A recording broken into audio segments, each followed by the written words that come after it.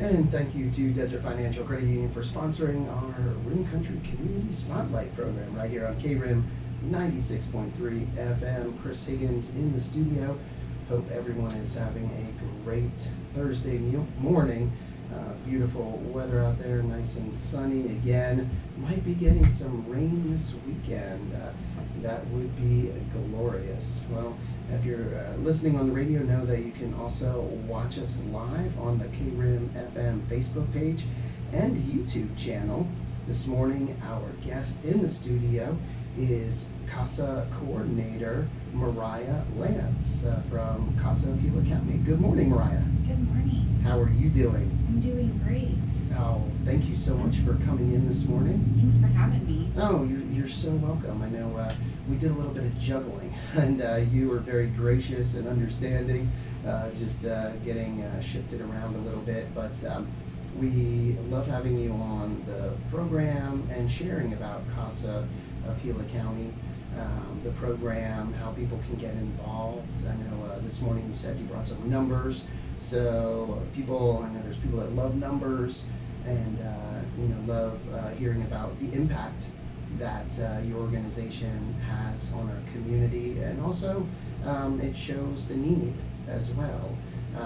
Sometimes the numbers can be a little shocking. People maybe don't realize how many children are out there that are in need of a CASA volunteer or representation or help. So it's good. It's great that there's you and the organization to help those children out. So, let's start with maybe people that are new to the area or just are not sure what the role of CASA is. Can you explain that? Sure. So CASA is an acronym. It is Court-Appointed Special Advocate. So our volunteers speak up for the best interest and the needs of children that are in foster care due to abuse and neglect, no fault of their own. Gotcha. And I guess what I hear, and probably a lot of people hear, that there's a lot of children in the foster system. Is that accurate? That is accurate. In Gila County, we have 144 kids right now that are in the dependency court system. 144. Correct. Wow, and that's all of Gila County. That is all of Gila County, so every community within Gila County. Mm-hmm. And how was that number compared to a few years ago, 5 years ago, 10 years ago? Is that a number that keeps increasing? Does it stay about the same? Is it up and down? So I can speak to the last 5 years because that's when we've been really tracking these numbers and where we're at and keeping statistics, and we've been pretty steady. There are occasional spikes. This time of year we're getting ready to head into one of those bigger seasons. As the school year gets ready to start, we do have an increase in reports of child abuse and neglect. And unfortunately this is the time of year when the Department of Child Safety has more removals of kids from home and having to place them in foster care. Gotcha. So thus then the need increases for CASA advocates or for Correct.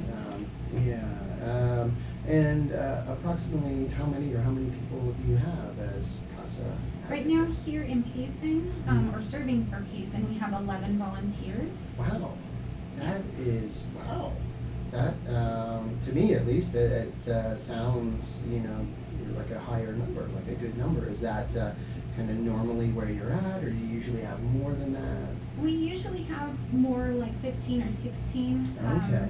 Right now, if we were to get today 14 volunteers, we would be able to have an advocate for every case in Payson. Wow, okay. So then, little quick math, 25. So currently 25 cases in Payson? We have 24 kids. Okay, 24. We go by kids. Kids, sorry. It's just the way our system works. Yeah. But if we had 14 CASAs, that would be enough to be able to make sure that every child was able to have a CASA.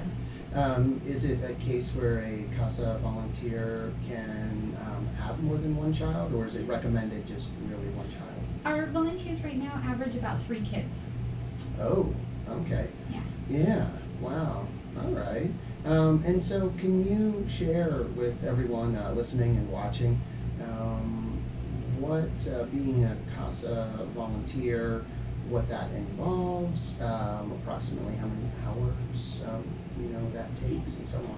So CASA volunteers average 10 to 15 hours a month. Okay. That time is spent visiting with the child, talking with the caregiver, whether it's a licensed foster home or a relative, working with the dependency team, which includes attorneys and counselors, talking to the schools, talking to doctors if there's a medical need for the child, talking to the Department of Child Safety, just gathering lots of information about the case. Mm-hmm. And then about every 3 or 4 months, we turn in a report to the court to give the judge an update of what the child is doing, or children, and how they're doing, what their needs are, along with a recommendation for what's the best interest of the child moving forward. Okay, so you said 10 to 15 hours approximately? Yep, and it's very flexible hours. Okay. Most of it can be done around a working schedule. We have many volunteers who work full-time, raise kids, and still find the time to volunteer in our community. Okay, now is that 10 per 15 hours per child? No, per case. Per case? Yep. Okay. Wow, yeah, that seems quite doable, and like you said, fitting it into a schedule around work and other activities that a person's involved in. Wow. So you said 14 volunteers. Yes. If you could get 14 more people, then that'd be great. Then one for each child, and that'd be great. Yeah. Yeah. And so, where would a person go if they want more information or they want to start this process? What's the best way? So for more information, they can go to our website, which is www.casaofgilacounty.gov. Okay. They can call me. Okay. My number is 928-474-7145. Okay. Or I will be at the farmer's market this Saturday from 8 to 12, and they can come and ask any questions and get information from me there. Oh, that's right. You mentioned that before the program. This Saturday, every Saturday, from now until I think into September, the Payson Farmers Market is from 8 to noon in the Sawmill Movie Theater parking lot, right behind Chili's, and yeah, that's great. So people can go enjoy the market and stop by your booth, get information, ask questions, and talk to you about becoming a volunteer.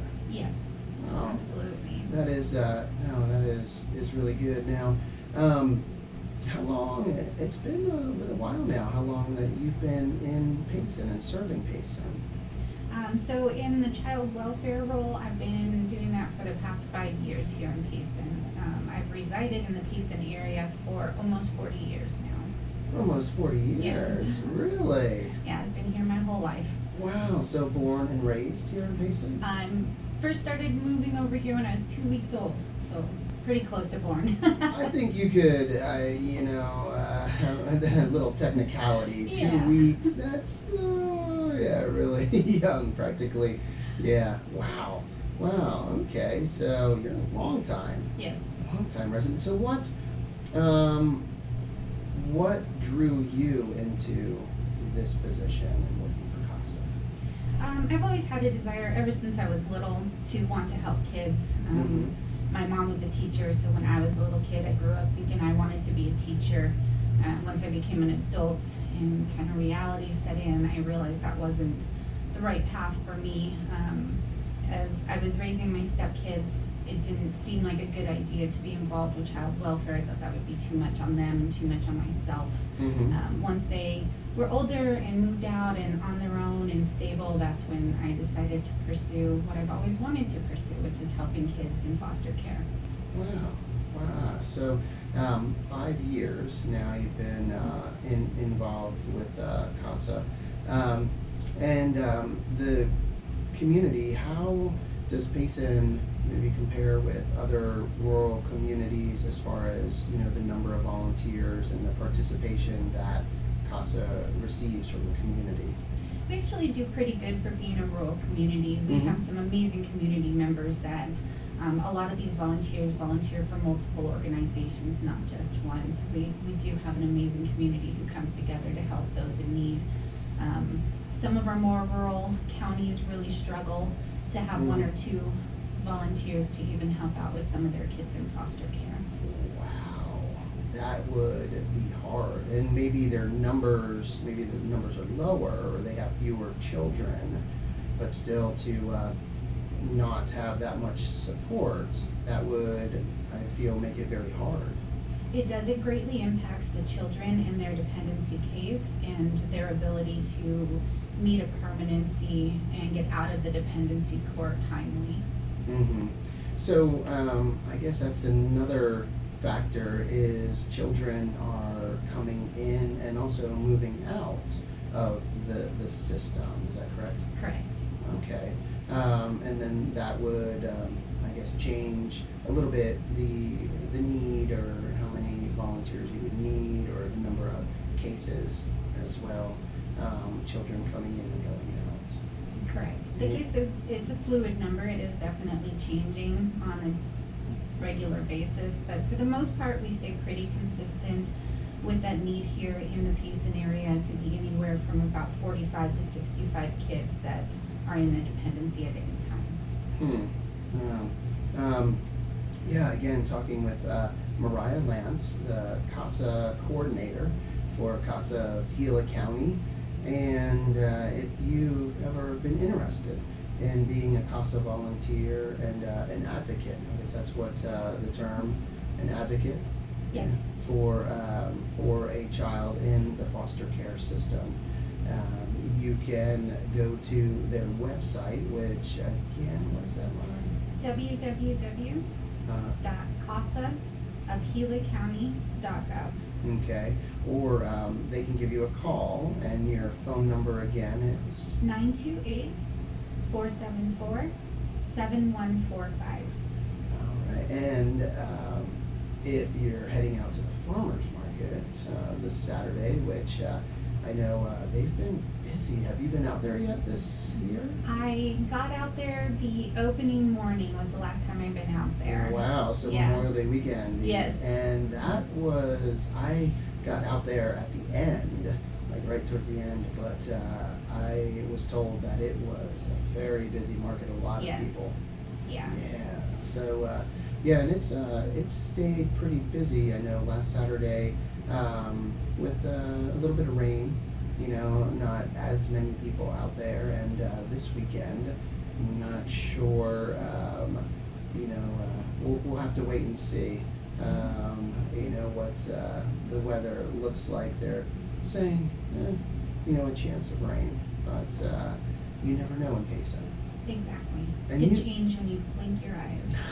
Yeah, and you having been here 40 years now, you definitely have seen that, where it can look very ominous and black clouds all around Payson, and not a single drop.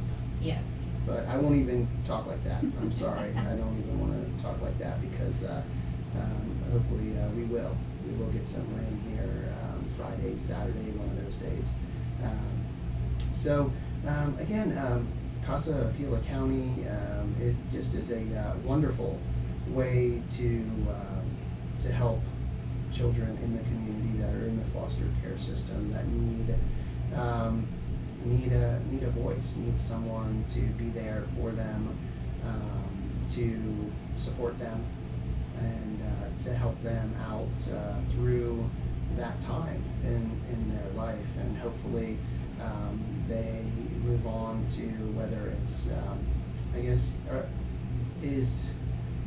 can you say, or approximately the percentage maybe of children that are able to be reunited with parents, that parents are able to turn their life around, or correct the things in their lives that cause them to lose their children versus children that maybe get adopted. So, for last year in Gila County, about 55% of the cases were successful reunifications of the children going home to a parent. Oh, that is great. And then out of those reunifications, do you see a higher percentage of those in those situations it sticking, it working, the children aren't brought back in, or sometimes do they have to be brought back in? Unfortunately, sometimes I would say probably a quarter of reunifications end up with a second dependency case filed. Gotcha. And is there a kind of a limit, like 3 strikes, or is it just case by case basis probably? It really is case by case, and it really is determined by the parents and their ability to make the changes needed to give their children a safe place to return to. Our CASA advocates do work with the different service providers and talk to parents to make sure that they're getting their point of view on where everything is at too, so that they have a full, unbiased opinion of the case. Gotcha.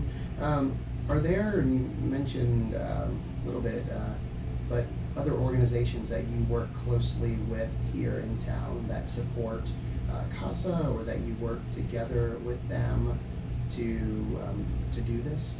Yeah, so a big part of the dependency team that works with each family includes the CASA volunteers, Department of Child Safety, Southwest Behavioral Health, or Community Bridges, whichever provider the family is using, along with our school system. Yeah, I'd imagine that you would have to work closely with the school system.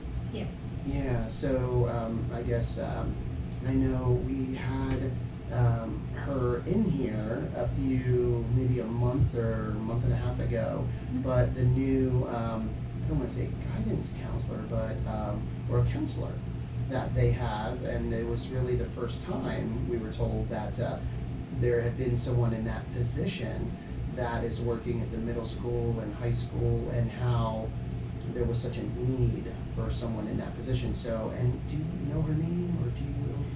I'm not sure which. No, but yeah, it was great because she was working closely. Her role is to work closely with families to try and ensure that students have the support and have what they need at home to be able to be successful in school. So she's able to work and do a lot of one-on-one with the students, with the parents, and I'm sure that ties into CASA and what you're doing as well. So hopefully it is a case where the more help, or the more that can be done in the school system and corrected or addressed at that stage, maybe would keep some of the children from going into the foster system or from it progressing. Yes, prevention is a big part of all of our efforts. Through the CASA program, we do work with other community committees that are volunteers also, where we do work on the prevention side of things, trying to give parents the skills they may need to be able to work with difficult children, or understanding maybe a new form of discipline to prevent physical discipline from becoming necessary, to prevent those calls to DCS. That, I think, discipline, boy, that is probably one of the biggest challenges for parents these days, is acceptable, appropriate discipline, and effective discipline, because I don't think it has ever been a case where people will say, oh, a child shouldn't be disciplined. It's how that's done, or and there are methods that are not appropriate, and there are disciplinary methods that are appropriate, and then it really comes down to effective, to where a child, that discipline is correcting the actions, but also the child still knows they're loved, that their parents care about them, and that they're trying to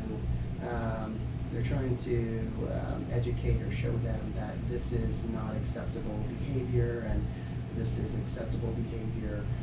So you work with parents then, and you have, are there any classes, seminars, training? Yeah, so all of our CASA volunteers, when they go through our CASA Academy, which is the free training that we provide to every applicant before they're certified as a volunteer, part of that training is learning about all the different resources in the state and within the local communities to help the families get to a safe, healthy place to be reunified and brought back together. And now you mentioned the academy, and that's where we haven't even talked about that yet.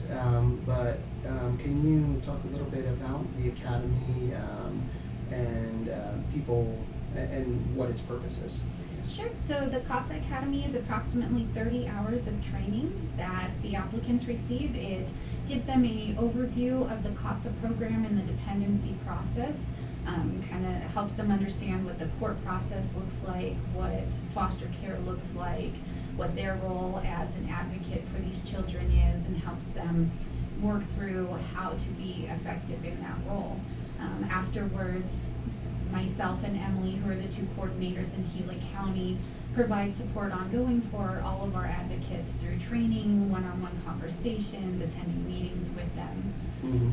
The CASA Academy right now is being offered two different ways. You can attend virtually on your computer from the comfort of your home in your PJs, or you can attend in person. We actually happen to have an in-person training coming to Payson, August 25th through the 27th. We will be here in Payson doing a live in-person training if anybody's interested in that. Okay, so that's a 3-day training. How many hours each day? So on the 25th, which is a Thursday, we go from 4 p.m. to 7 p.m. On Friday, which is the 26th, we go from 8 to 5. And then Saturday will be from 8 to 12. Wow, so a lot of great information. Yes, and I will be there present for the training to be able to answer any area-specific questions that may come up, because our trainers do come from the state CASA program. Okay, so again, that's August 25th through the 27th. Correct. And where was the location again? Right now we don't have a location picked. We're waiting to see how many people we have sign up so we can make sure we give them enough room. Okay.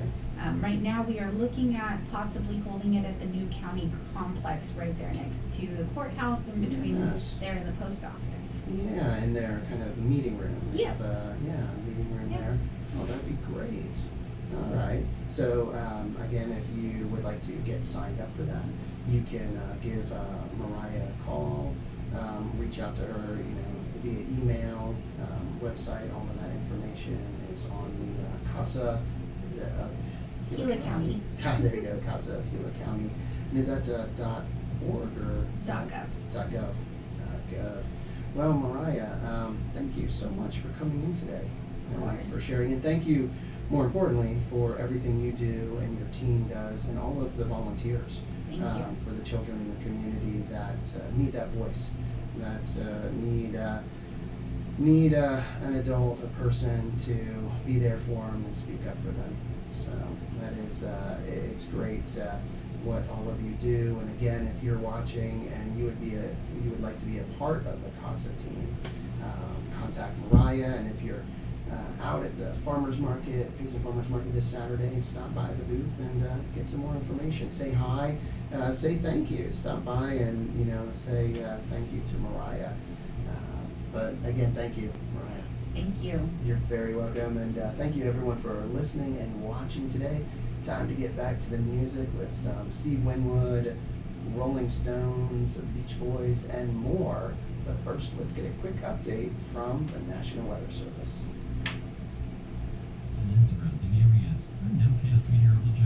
There we go, and I'll stop this. See you later, everybody.